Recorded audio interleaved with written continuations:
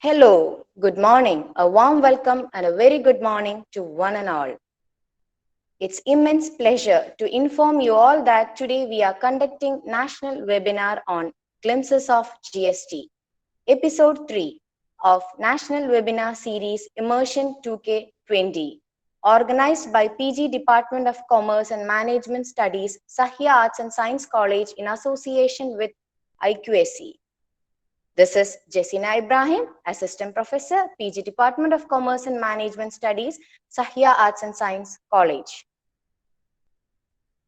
Our today's session will be handled by an eminent personality, Dr. B. Sindhu, Assistant Professor and HOD, PG Department of Commerce and Management Studies, Murikasheri, Pavanatma College, Murikasheri, Idukki. This webinar is focused on various dimensions of GST in the post-COVID era and highlighting the cons and implications of GST in the present scenario. Let me speak a few words about our college. Sahya Arts and Science College, established in 2013 under the aegis of Sahya Tourism and Pravasi Cooperative Society Limited. We are committed to develop life skills, knowledge and right attitudes to the students with continual improvement throughout dedicated teamwork. Once again, let me introduce the coming up webinars of our college. Today is Series 3. Next is Series 4 on 5th September 2020, organized by Psychology Department on the topic Intimate Partner Violence and Overview. The resource person will be Shyam Ravindran, Clinical Psychologist, Manipal Academy of Higher Education, Kasturba Medical College, Manipal. Series number 5, which will be organized by Economics Department on the topic Socio-Economic Impact of Lockdown in Kerala Economy on 7th September 2020, and the resource person will be Dr. P. Naufal, HOD of Economics, Dr. B.R. Ambedkar Memorial Arts and Science College, Balusheri, Kozhikode.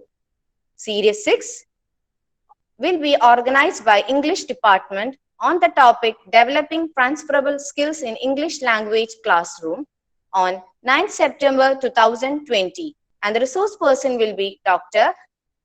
Babu, former principal, MES Mambad College, and Dr. Firoz, Sharjah University, UAE. Series number 7 will be organized by Corporation Department on the topic E-filing of ITR on 12th September 2020, and the resource person will be Dr. Abbas Watoli, Assistant Professor, Department of Commerce and Management Studies, Amal College of Advanced Studies, Nilambur. Our last session, Series 8, will be organized by Department of Chemistry on the topic Ozone Day Observation on 16th September 2020. And our resource person will be Dr. Meher Alminat, Assistant Professor, Mambad College.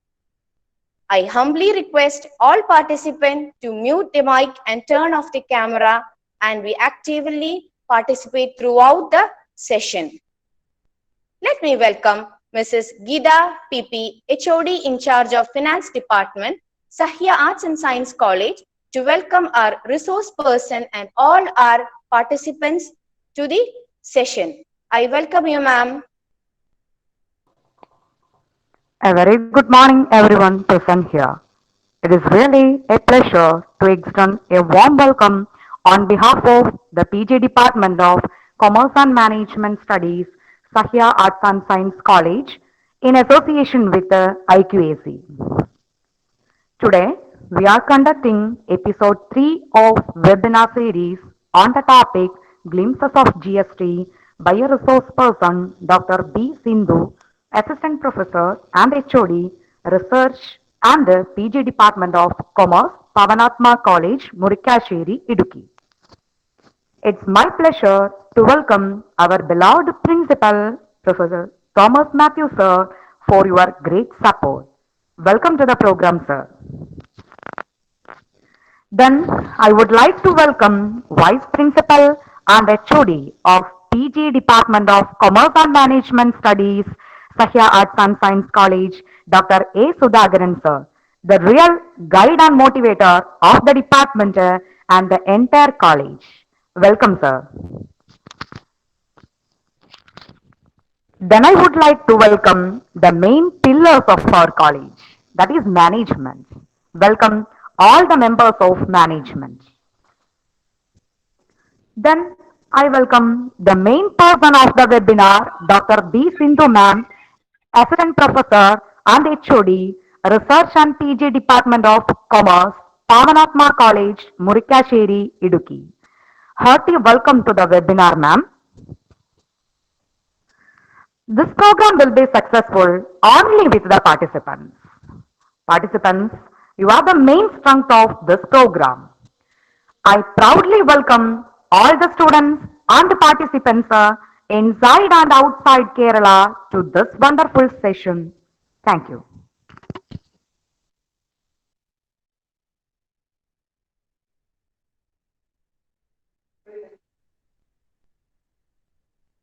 I request all the participants to mute your microphone and turn off your camera throughout the entire session and actively participate in this session.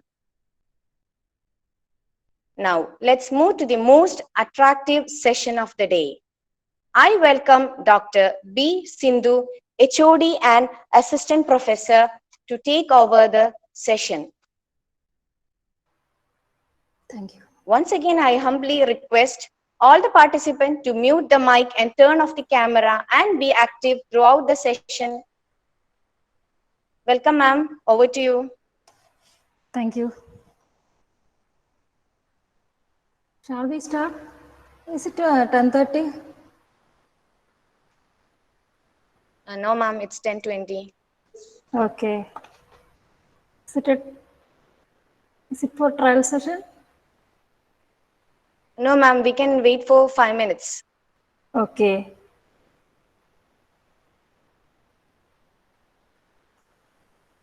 I humbly once again request all participants to mute your microphone and turn off the camera and be active throughout the session. Our session will start within 5 minutes. Our session is handled by an eminent personality who has more than 20 years of teaching experiences and conducted various webinars. That is Dr. B. Sindhu, HOD and Assistant Professor, Research Advisor of Pavanatma College, Murikasheri, Idukki. Good morning, one and all. Can you hear me? Audible? Okay. Good morning, one and all. Today we are discussing with the indirect tax system in India, which is GST, and which is prevailing in our country for the last 3 years. First, I say to you, that is, I am not the authority to say something, but I am sharing with you what I know with the GST. Then we have witnessed in June 30th midnight, the introduction of most glorious tax system in India we have been experiencing since 1st July 2017, that is GST in India. We are all part of that regime. The introduction of GST in India may be considered as the most important financial reform ever in the history of our country. In the midnight of 30th June 2017, a joint parliament session was convened to proclaim the transition of the country towards a new indirect tax system, that is GST, with the motto of one nation, one tax, and one market. Then, as a result, the checkposts and barriers between states were removed for the movement of goods from state to another. The GST replaced a multiple tax structure prevailed in the country through a constitutional amendment. The bill was passed as the 101st constitutional amendment. Through it was a 122nd Constitution Amendment Bill. Then what is GST? What is GST? Then it is an indirect tax on the supply of goods and services and came into force from 1st July 2017 in India through a constitutional amendment with the motto of one nation, one tax and one market. Why there is a constitutional amendment for this? Then why constitutional amendment is needed for this particular implementation of this particular act? That is why there are three objectives behind the constitutional amendment. They are to include the levy and collection of goods and services tax in the concurrent list of the constitution, which leads to the state government to impose the rates and the legislation for the particular act in the particular states. And the second one is to enable the tax collected by the union to be shared between the union and the states.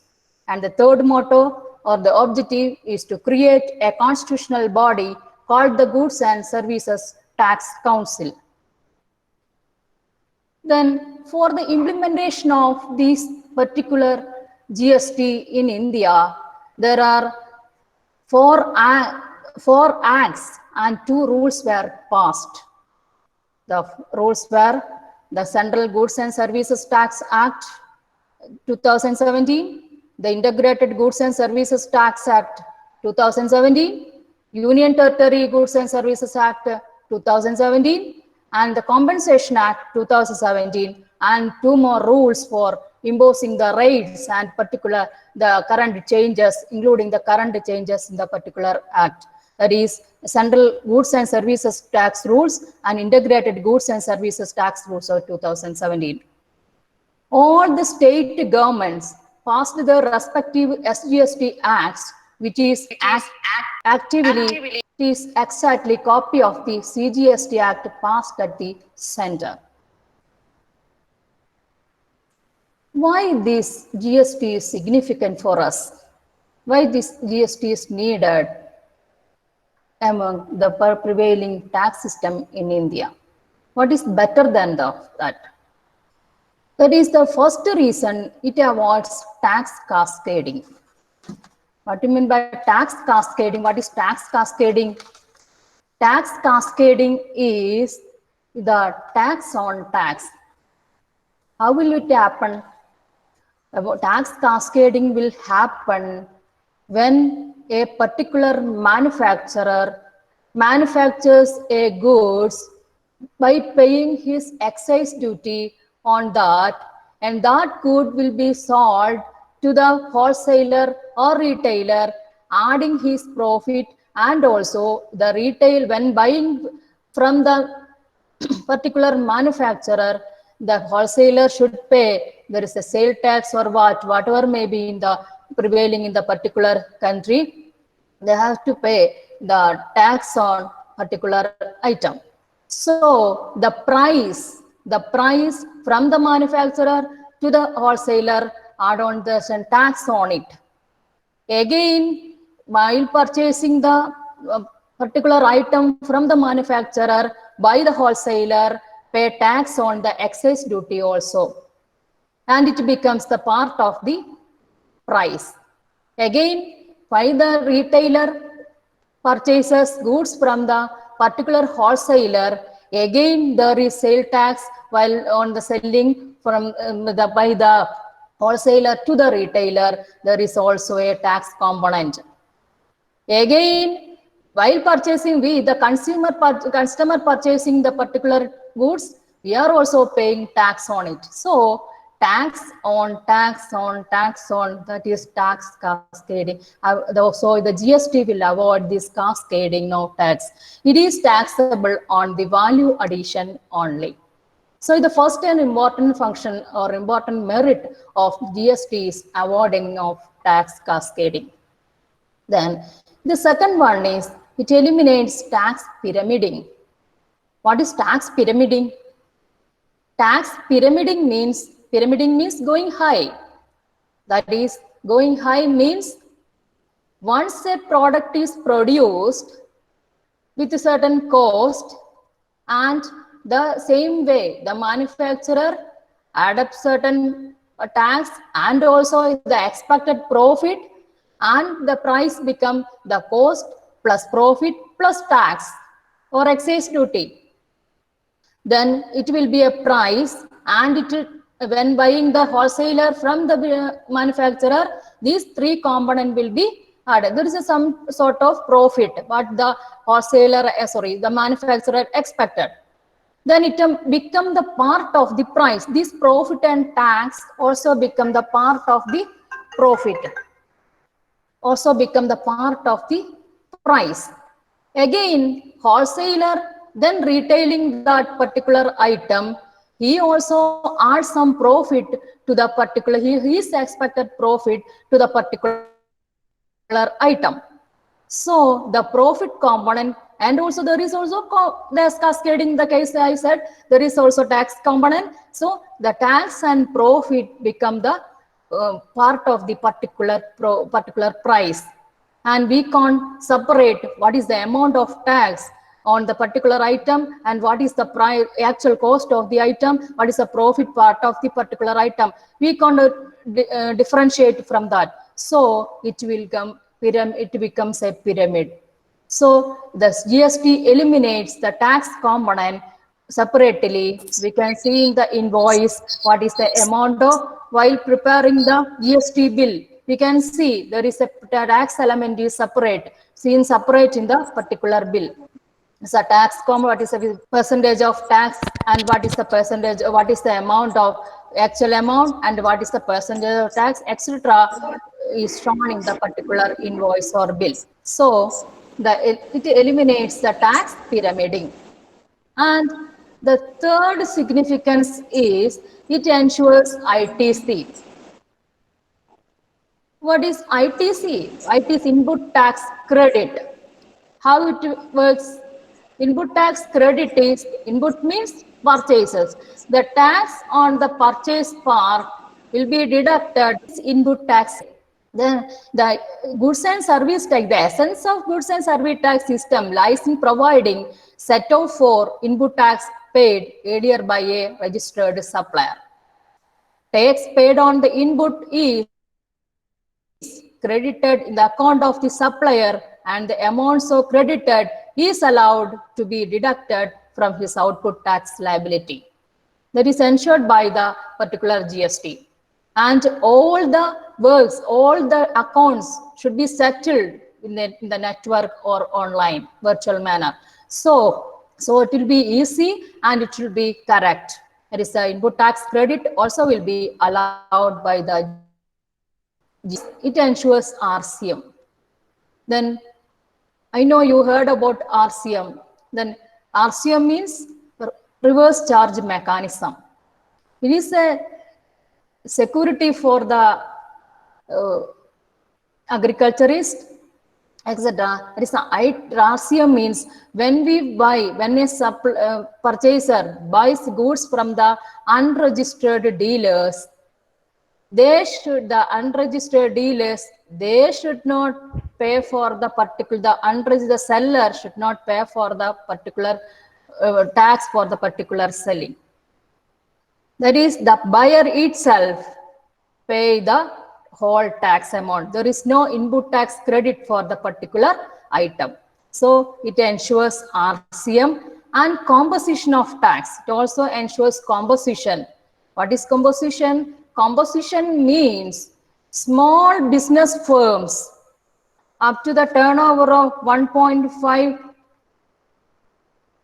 lakhs should not, they can have the facility to compensate, to adopt the composition scheme. That is 3% of the turnover may be the tax in whatever the product of their deal they're dealing with, but they have to pay only 3% on their particular turnover, yearly turnover. It is a composition of tax. Then it ensures, the GST Act ensures the compensation again. What is the compensation means? While introducing GST in India, it is a destination based tax. GST is the destination based tax. So the manufacturing states are likely to face sharp decline in their tax revenue. Manufacturing states are likely to face sharp decline in their tax revenue. In order to avoid such a situation and also to compensate the states which will have to bear losses due to the introduction of the consumption-based taxation, then what is ensures compensation? GST ensures compensation means that it is a destination based tax. Where is the ultimate customer? Where is the ultimate customer situates? That state will get the advantage of the tax.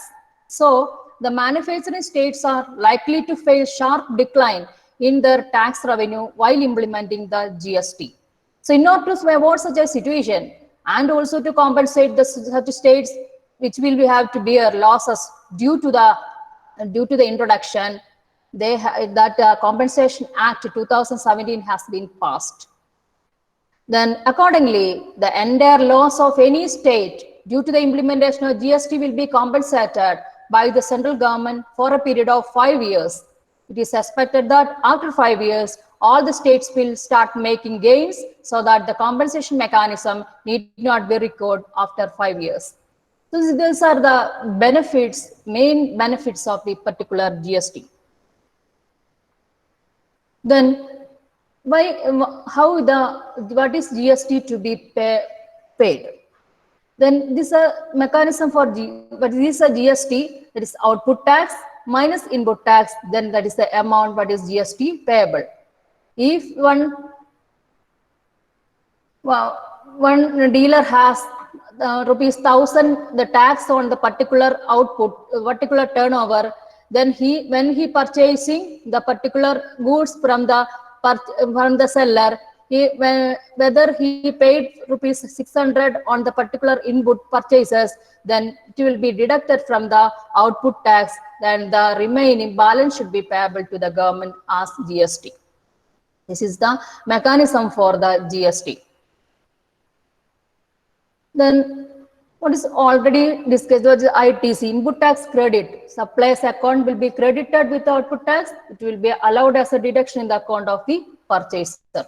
There is two conditions. Both of them are registered dealers and not allowed for personal consumption. It is for resale. If it is for resale, it will be allowed.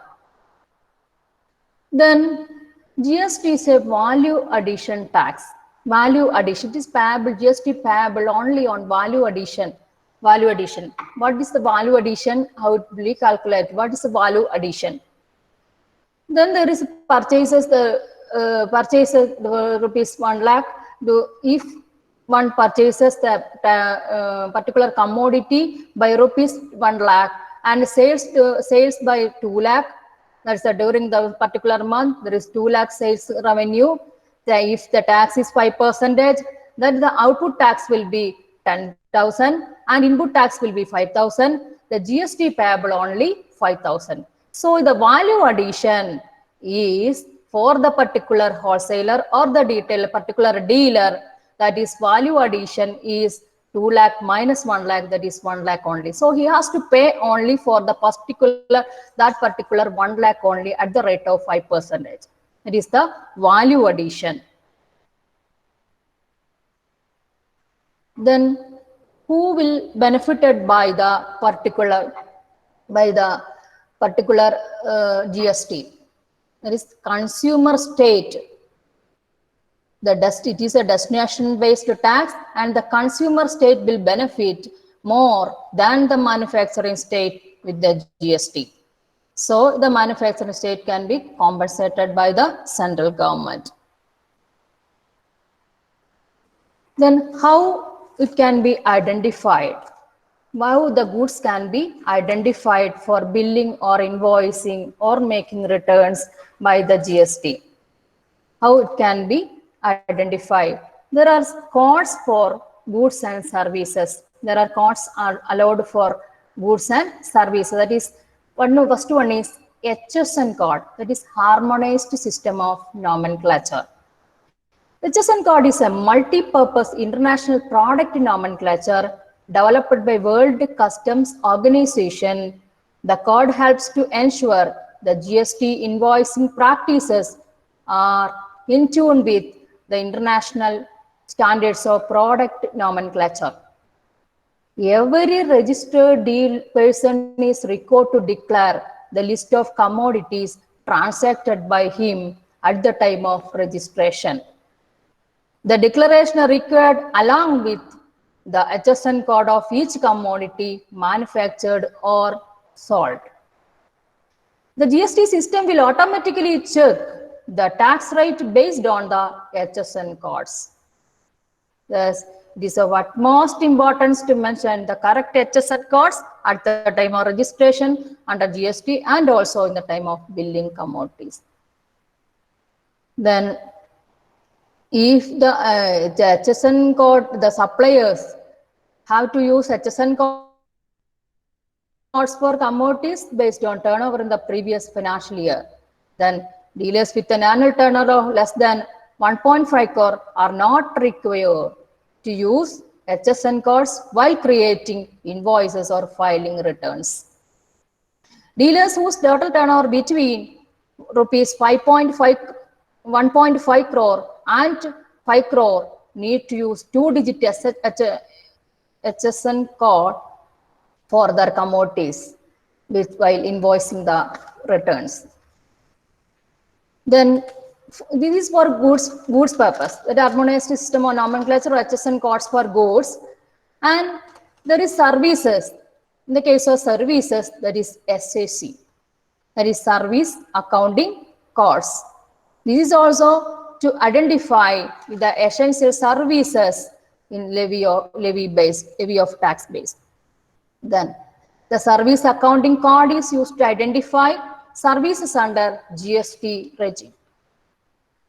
Then, for example, if it is a construction purpose, residential or construction purposes, HSN codes, SAC code means 555411.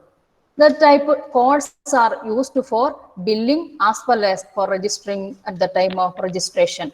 These are the two codes used for the particular GST registration as well as in billing of mobile invoicing.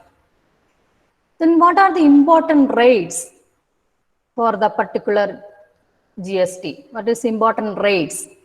We are all customers and we know what are the rates of the goods by what we are purchasing. Then there are rates from 0 to 28. 0 to 28, there is ranging from 0 to 28%. There are some exempted supplies and zero rated supplies. Exempted supplies means there is a actual products, that is not add-on products. It's a farm products, animals, live fish. We are purchasing chicken from the chicken stall. It has no tax, it is not GST. Live fish, if it is frozen, it will be taxed. These are exempted items. All major part of the food items are exempted items. Exempted if it is purchased without any value addition, without any packing or value added materials. So farm products, live animals, live fish, live chicken, puja articles, and then hearing aids, etc. If it is children using slate pencils, honey, then eggs, then hearing aids, etc. to be exempted from the particular GST.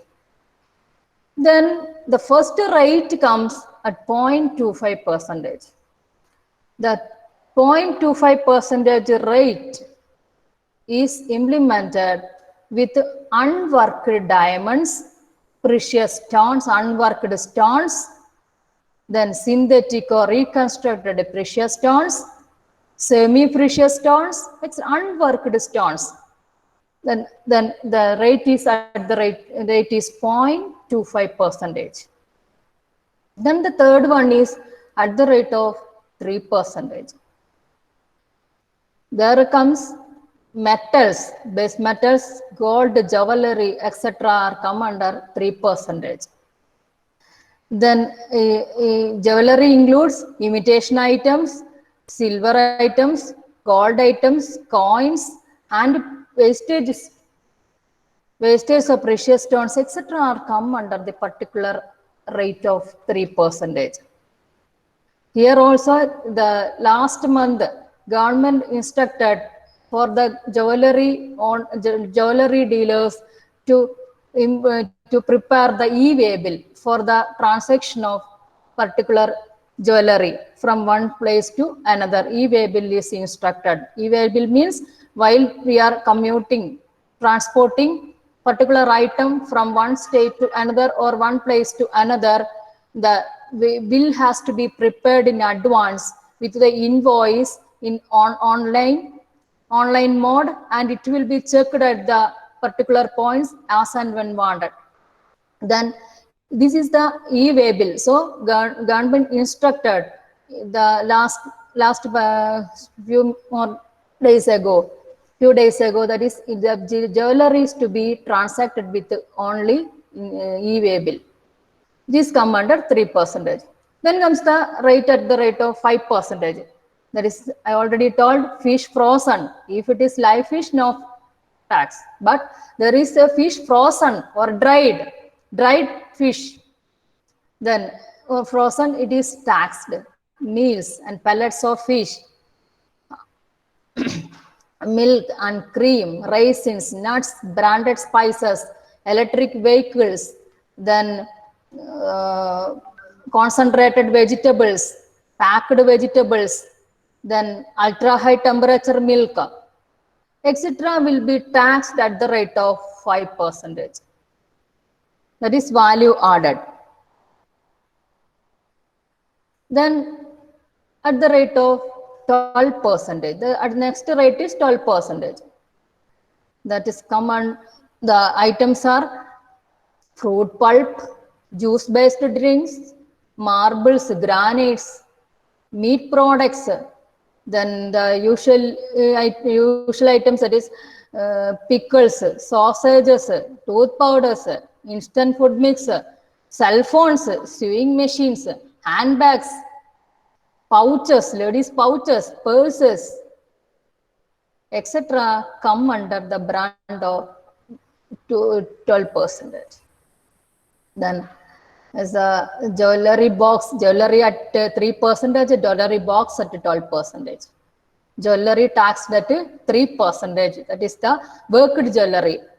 If is unworked, that is the 0.25 percentage, but worked jewelry should be taxed at 3%, but jewelry box taxed at 12 percentage. Cell phones, cheeses, butter, meat products, matches, handmade items, animal fats and oils, preserved fishes, granite blocks, etc. charged at 12 percentage. Then the other majority items comes under 18 percentage. 18 percentage. The majority items, the items comes under 18 percentage. Then comes the rate of 28 percentage. 28 percentage. 28 percentage items are sunscreen, hotel rooms, motorcycles, cement, automobiles, then lotteries, then vacuum cleaners, then dishwashers, weighing machine, then pan masala, etc. are come under 28 percentage. Then there is TDS. TDS comes under 2 percentage. TDS means if the government departments or local authorities or local bodies or government agencies who are recipients of some supply, have to deduct at the rate of 2% from the payment made to the supplier where total value of supply under a contract exceeds 2,50,000 rupees. Here, if our Supplyco or Civil Supplies Corporation purchases goods or goods from the particular sellers or manufacturers, they have to pay when they are paying the amount to the particular dealers or manufacturers. The government collects the TDS from the deduct TDS while paying out. It's the government departments will do. It is the government departments and local bodies or government agencies. It's a TDS. Then what is TCS at the rate of 1%? TCS will be collected from the e-commerce operators while paying their bills. E-commerce operators have to collect tax at source. Collect tax at source at the rate of 1%. Here there are rates 1%, 2%, 28%, 18%, etc. The rates, but there are bifurcation for center and state. If their 1% is collected, the total GST 1% is collected, 0.5% to the center and 0.5% to the state. They are credited directly. State account and central account credited directly when they are paying, when the dealers are paying. So the e-commerce operators are paying tax at the rate of collecting tax at the rate of 1% while they are purchasing goods from the manufacturers or dealers. Then the small already told, that is compensating the business composition of tax. It's at the rate of 1%. The small business firms having turnover up to 1.5 crore, they can opt for composition of tax and they have to pay at the rate of 1%. And if it is a hotel business, they can composite at the rate of 5%. So while 5% means 5% on the total aggregate turnover. While the collecting the tax, 50% to the sender and 50% to the particular 50% to the sender and also 50% state governments directly credited. If it is a union territory, UT-GST and state GST is to be collected. Then while collecting GST, when paying the GST, the dealers or manufacturer or whoever may be collecting and paying to the government, while paying to the government, 50% directly goes to the account of the central government and 50% goes to the state government. If it is a union territory, it goes to account of the union territory account, that particular account. If there is an interstate transaction, if the supplier is in Tamil Nadu and buyer is in Kerala, then they are paying the account of IGST, Integrated Goods and Service Tax. Then the total amount should go to the particular IGST account, and the 50% will be remain with the central government CGST account, and 50% goes to the state in which the last customer will be situated. Then so it is called destination based tax. If it is IGST, total GST will goes to the particular IGST account, and then the state in which last it is consumed will get the 50% tax from that account, and 50% goes to the central government account.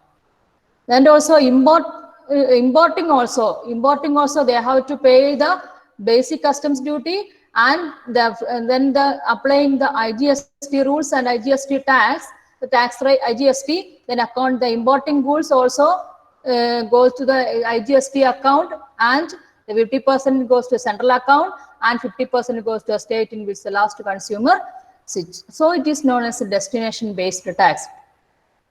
destination-based tax, and also UTSD, state GST, and the central GST and IGST for accounts are kept.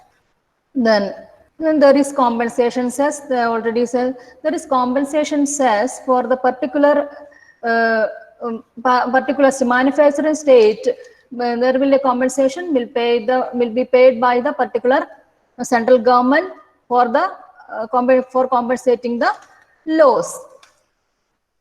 So if there is a sin goods, the Compensation Act also empowers the government of India, that is the levy and collection of compensation cess on supply of luxury articles and demerit goods, that is demerit goods or sin goods. We can call it as sin goods. That is goods which can have a negative impact on the consumer, but this damaging effect may be unknown or ignored by the consumer. That is known as sin goods. So sin goods means that is a goods which can have a negative impact on the consumer, but this damaging effect may be ignored or unknown by the consumer. For example, compensation cess is applicable in the supply of pan masala, tobacco, smoking mixtures, snuffs, luxury cars, etc. The compensation cess is applicable. The compensation cess at percentage ranges from 1% to 290%. Compensation is applicable both intrastate and intrastate supply of specified goods. Intrastate and intrastate. Intrastate means between the states and intrastate means within the state. Again, there is exemption. We already discussed the exempted goods. Then what is zero rated goods? Here zero rated goods and exempted goods. Then what is zero rated goods? Zero rated goods means the special economic zones or exported from India are categorized as zero rated. The supply of goods and services to special economic zones or exports from India are categorized as zero rated. Therefore, the supplier of zero rated goods or services need not collect output tax, but they can claim input tax. That is a speciality of special economic zones. The zero rated goods, the dealers of zero rated goods need not pay output tax, but they can avail the input tax credit. You can claim input tax credit for the GST paid on goods or services exported.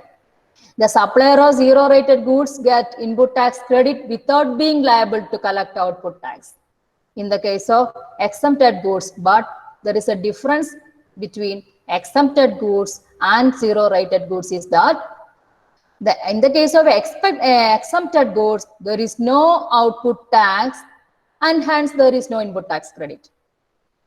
There is no input tax credit. Even if the supplier had paid tax to make exempted supplies, he will not get any tax credit. Why? For example, live chicken is exempt from tax. Live chicken is exempt from tax. We already seen. But a poultry farm owner cannot claim credit for tax paid to purchase poultry feed or such other products or services purchased for the farm. But in the case of zero rated goods, they can enjoy the input tax that paid on the particular items what they used as raw material or etc. These are done through the Goods and Services Tax Network, that is GSTN. It is very difficult to monitor movement of goods and services without any chances for tax evasion. Millions of suppliers, including manufacturers, traders, service providers, have to upload their transaction details and returns on the prescribed dates. The huge data so upload have to be processed instantly without any chance of errors, delays, or tax evasions or frauds. The government has set up a huge network at national level, which is called GSTN. That is Goods and Service Tax Network. There are so many taxes merged into while a single tax while implementing GST. Some tax levied and collected at the center. Before the implementation of GST, there are more types of tax are prevailed here. Some prevailed here, mainly sales, central excise duty, duties of excise, medicinal toilet preparations, excise duties of excise, additional duties of excise, that is special important goods tax, then textile and textile products tax, then countervailing CVDs, countervailing duties, then additional duties, different service taxes, cesses, then state VAT, central sale tax, purchase tax, then entertainment tax, luxury tax, then entry tax, then tax on advertisements, tax on lotteries, betting, gambling, etc. The sum more than 17 or 20 taxes were prevailed in India. So the particular GST are while implementing the GST acts to a single purview, then that is GST is a single tax anywhere, whether the goods or services which we are dealing with is only pay the GST. During the COVID-19 lockdown, the government has the Indian government is complete lockdown from March 23rd or 24th. Then there is a measure to protect human life. There is a besides the human, which is the most nationwide complete lockdown has had a worst impact on the economic activity, resulting huge revenue loss to the government. There is the revenue loss to the particular state, that is in which there is a, like Kerala, it's a consumer state. During the COVID-19, the loss to the government lost the revenue, tax revenue very much than the manufacturing states.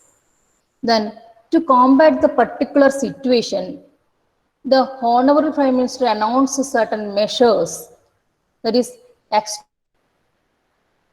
here before that, the registration has the GST registration. The deal supplies any supplier having the GST having turnover of more than 40 lakhs should be registered with a particular GST Act. Then before going to COVID-19 impact, we can get to know the registration. Who will be registered with the GST? Then who can register for GST? The GST, any supplier, every supplier whose aggregated turnover in a financial year exceeds 40 lakhs rupees shall be liable to be registered under GST Act. Then now it is 40 lakhs, before it is 20 lakhs. For special category states like Arunachal Pradesh, Manipur, Meghalaya, Mizoram, Nagaland, Puducherry, Sikkim, Telangana, etc. The limit is 20 lakhs. The turnover limit is 20 lakhs. So the earlier limit to 40, earlier 20 lakhs, this is increased to 40 lakhs with effect from 1/4/2019. And special category states it is 20 lakhs now. Before it is 10 lakhs. Then the persons that then earlier the limit was 20 lakh for states and 10 lakhs for special category states. The same limit shall continue continue in the cases of person required to take compulsory registration, suppliers of ice cream, edible ice, etc., pan masala, tobacco, etc., and the suppliers of services, and limit is 20 lakhs and special category state is 10 lakhs. Then these rates, the outside GST, there are some rates for outside GST. That is alcohol for human consumption, then petroleum products, crude oil, petrol, diesel, natural gas, etc., outer the purview of GST. As they are following the goods and sale tax under Central State Tax Act.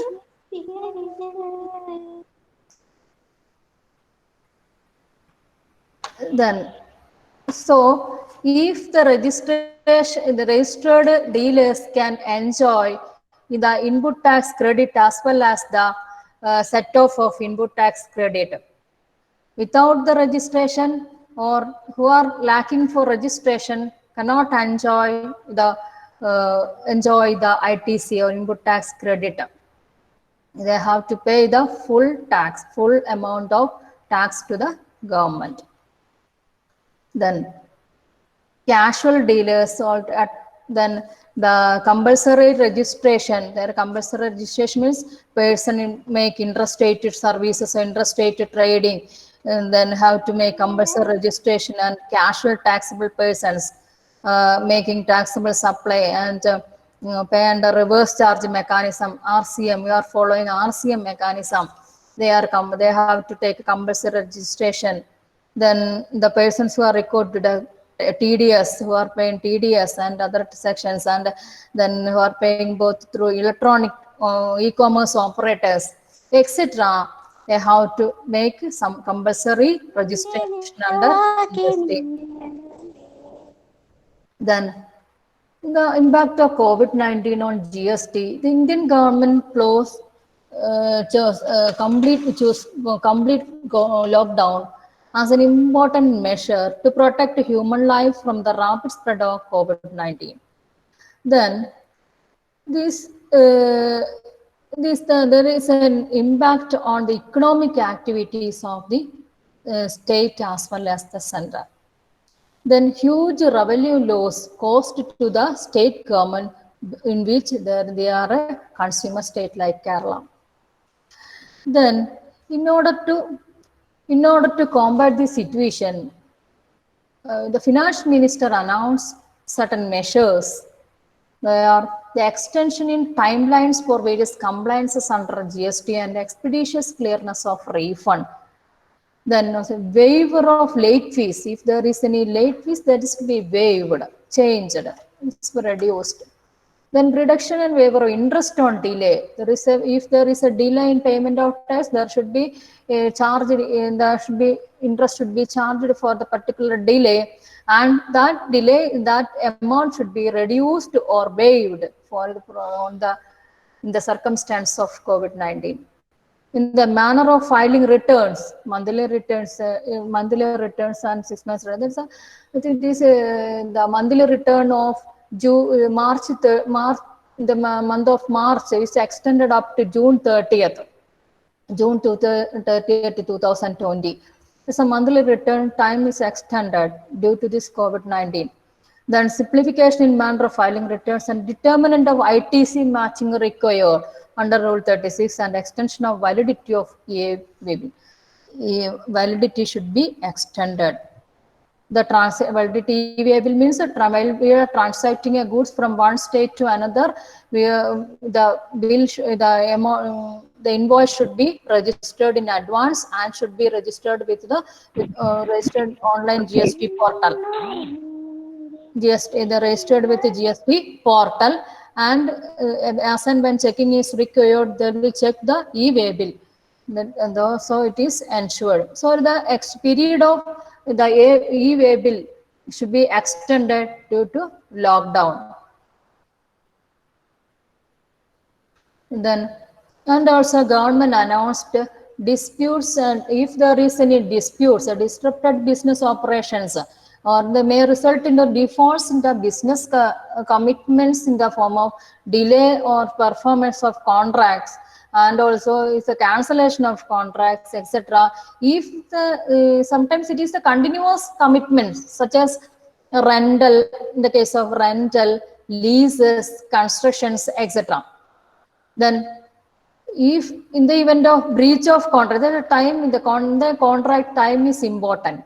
So, due to COVID-19, the time may be extended or it will be cancelled, and that damage should be mitigated. Then, that is the if then forego. Then the second measure is forego or waiver or consideration of supply. Then sale discounts, and sale discount. Then ITC on supply goods, relief measure provided as a relief measure due to COVID-19. These are getting the better of COVID-19 pandemic requires individual on personal safety and safety of others, as well as via means including mask, sanitizer, gloves, etc. For etc., the ITC should be included, and due to non-availability of such items, the public at large, some of the corporates are distributing them free of cost in order to fulfill its corporate social responsibility. So these are excluded. Right to supply provide a relief measure. So ITC is included on such a, even if it is exempted items, it is included in ITC bracket. Then, and also the Prime Minister announced the lockdown. The tax paid on procurement of raw material finished goods have been allowed to set off against future liabilities. Future is the set off against future liabilities. This is the COVID-19 measures taken by the central ministry against in order to compete with the particular COVID-19 pandemic situation. If there are any questions, please ask for clarification. Now it's a time for the participant to raise your questions or doubts or queries in the chat box of the Google Meet. Participants, you can mention your queries or doubts in the chat box below. Ma'am, there is a doubt. Okay. Will B2B transactions be subject to GST? Pardon? Will B2B transactions be subject to GST? Ma'am, did you get me? Didn't get. You can clear about Business to business transactions be subject to GST. Yes, always. Then they will get one business can purchase another business. They are registered dealers. They can purchase one business to another. Then they can enjoy the input tax credit. That is ITC. It's important as GST. They can enjoy the GST complement of ITC, and they can business to business purchases always have enjoy the ITC prevalence. That is if one business B1 purchases from B2 while purchasing the goods, they have to pay some particular rate of tax to the government. So the while B1 resale that goods to the customer, they can, when output tax from collected output tax, they have to deduct the input tax what he paid for B1, B2, then they can deduct and the balance will be paid to the government. They can enjoy always. Thank you, ma'am. There's one more doubt by Mr. Anup Joseph. What could be possible reason for not including petroleum products and liquor under GST? Is it politically biased? I could not able to answer for that. That is the lot of history. There is a long history for the introduction of GST in India. That is from 2006 or 7 onwards. They are dealing with the introduction of GST. But then after implementation of GST in 2017, then also the petrol and the alcohol is outside the purview of GST. Why it is, I don't know. Could not able to answer for that question. That was a tricky question, right, ma'am? Sorry. Okay. Now, I hope there are no more doubts. Now, let me welcome Mr. Praveen, Assistant Professor, PG Department of Commerce and Science, Sahya Arts and Science College, to deliver vote of thanks. Welcome, sir. Thank you, Jessica. Honorable, respected Dr. Sindhu ma'am, and all the participants here. It's my privilege to have been asked to propose a vote of thanks on this occasion. I, on behalf of the PG Department of Commerce and Management Studies and Directive, extend a very hearty vote of thanks to the delegates who blessed us with their presence and took out valuable time of your busy schedule. I must mention our deep sense of appreciation for Dr. B. Sindhu ma'am for her effort. I also would like to express my sincere gratitude to our beloved principal, Professor Thomas Matthews, for providing encouragement and support. I also would like to extend a special thanks to Mr. Irshad Amin and Mr. Safar for the technical assistance. I also wish to express my gratitude to the entire team of Commerce Department. I heartily congratulate all participants for their active participation in this event.